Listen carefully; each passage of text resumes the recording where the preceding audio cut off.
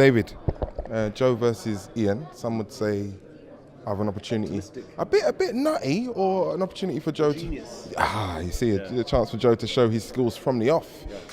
Your thoughts? I believe you don't get to see what somebody has in the locker room until you have someone who can open that door.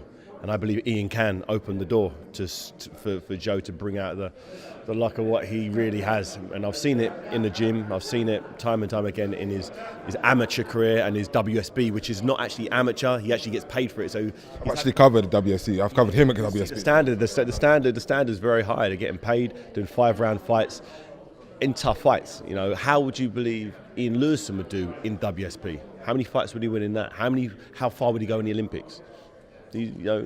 Joe's shown how far he can go. I believe he's an Olympic gold medalist. He didn't officially get the gold medal, but I think anybody who watched that final knew what happened. He's had 15 WSB fights against world-class seasoned Russians, Cubans, Americans. He's had some real tough fights there. So he's going to be 32 by the time he gets in the ring, and he's ready to go.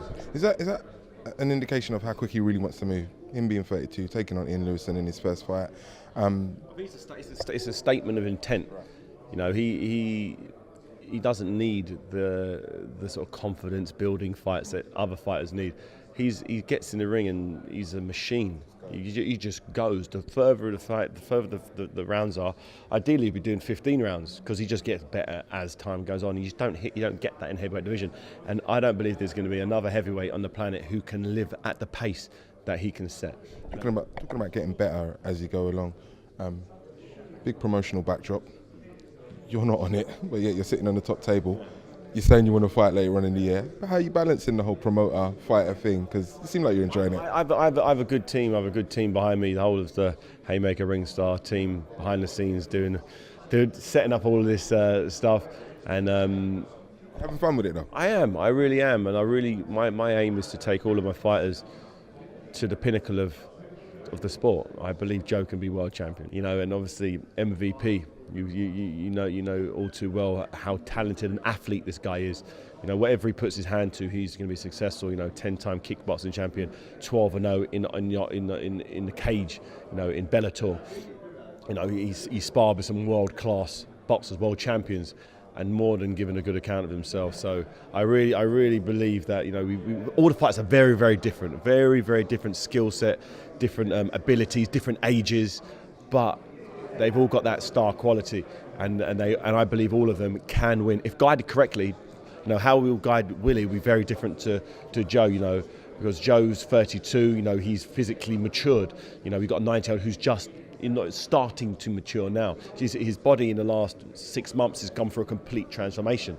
You know, Joe's going to be what Joe is. You know, he's a big, strong, seasoned man with a huge engine, and I just can't wait for the British public to be able to watch it on free television. On Dave, anyone can tune in. Normally, for a fight like this, you know, to O'Donnell and Muka, you don't normally get those fights for free. You know, you got two of them on the same night, two good, solid 10-round fights that you're not sure what's going to happen. Let me get you. I'm sure we're going to talk about again in the run-up to this fight. My last question. I want to get your thoughts on McGregor, Mayweather, the money fight.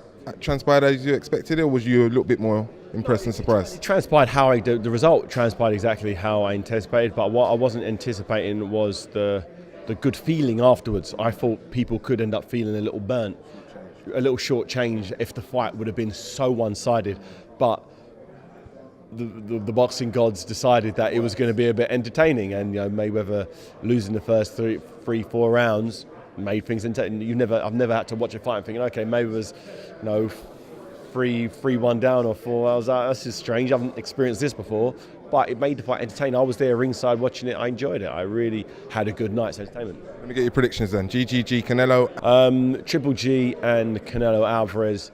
When it's first announced, I went with. I always thought Triple G was just too big and strong, but after watching his fights against Kell Brook's a small middleweight. He's not a middleweight. He's 2 weights a welterweight, and he was giving Triple G all kinds of problems, hitting him with all kinds of shots from all kinds of angles.